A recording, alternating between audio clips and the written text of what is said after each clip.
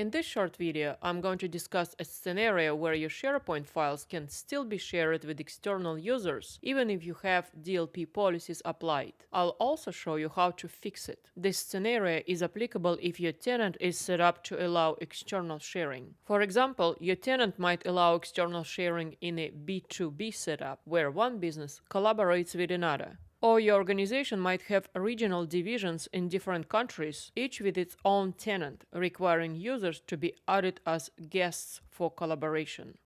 Now, let's say your organization creates a large number of reports or other files at the end of the quarter and uploads them to SharePoint. These newly uploaded files are not immediately protected by DLP policies because it takes time to process these new files. During this delay, external users could still access these sensitive files before DLP scanning is complete.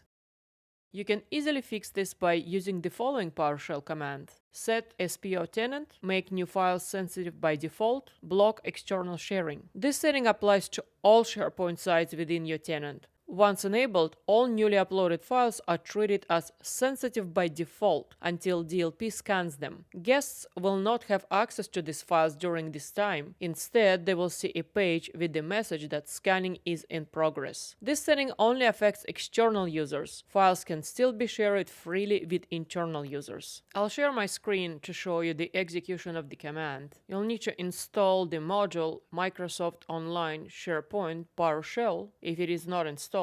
Then you need to import it. Then we connect to the SharePoint service. Once you log in, you can then execute this command. And here it is. You'll need to wait about 15 minutes until this setting takes effect. If you need to reverse this setting, run the following command: Set-SPOTenant, MarkNewFilesSensitiveByDefault, AllowExternalSharing.